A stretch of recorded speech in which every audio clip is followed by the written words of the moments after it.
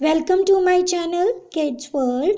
तो आज हम पढ़ने वाले हैं 6th क्लास की बुक हनी सर्कल की नेक्स्ट पोइम द काइट। इस पोइम में पोइट हमें उड़ती हुई पतंग के बारे में बताते हैं। हम सभी को ही पतंग उड़ाना बहुत पसंद है, पर हम में से किसी ने भी यह जानने की कोशिश नहीं की कि पतंग उड़ती कैसे है। तो आज हम इस आसमान में उड़ने वाले पतंग के बारे में बहुत कुछ पढ़ेंगे। How bright on the blue its kite when it's new, with the dive and the dip it snaps its tail।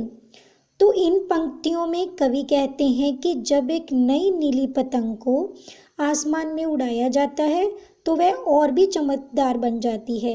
ऐसा लगता है कि जैसे वे गोते लगा रही हो, कलाबाजियां दिखा रही हो और अपनी पूंछ को फरफराते हुए हवा की ओर आकाश की तरफ उड़ जाती है। Then soars like a ship with only a sail as over tides or wind it rides। जब पतंग आकाश की ओर उड़ती है तो ऐसे लगता है कि मानो एक जहाज हो।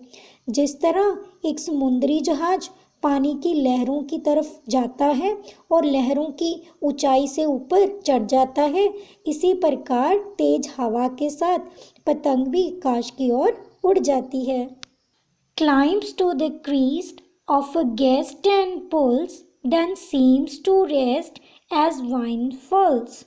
तो इन पंक्तियों में पोइट हमसे कहते हैं कि जब पतंग आसमान की ओर उड़ रही होती है तो ऐसा लगता है कि मानो कोई उसे डोर से अपनी तरफ खींच रहा हो, लेकिन ऐसे ही हवा थम जाती है, वो पतंग अपने आप ही नीचे गिर जाती है। वे पतंग सिर्फ हवा में ही उड़ रही होती है।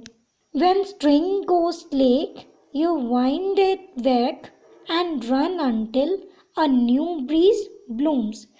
तो कवि नेक्स्ट पंक्तियों में कहते हैं कि जब पतंग की डोर ढीली पड़ जाती है और पतंग जमीन पर गिर जाता है तो हम इसकी डोर को लपेट लेते हैं और फिर से तेज दौड़ने लगते हैं, और हम तब तक दौड़ते हैं जब तक कि नई तेज हवा नहीं चलने लगती।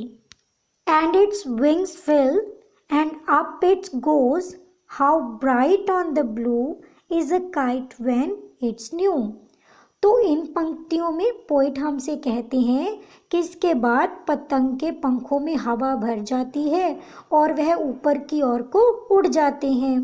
वह पतंग साफ नीले आसमान में और भी चमकदार लगती है और देखने में और भी सुंदर लगती है। But a raggeder thing you never will see when it flaps on a string in the top of a tree। तो बिल्कुल लास्ट स्टांजा में कवि हमसे कहते हैं कि सबसे ज़्यादा बुरा तब लगता है जब आपकी पतंग किसी पेड़ की शाखा पर फंस जाती है और फट जाती है। जो अब तक पतंग इतनी अच्छी लग रही थी, अब वही पतंग सबसे बुरी लगने लगती है।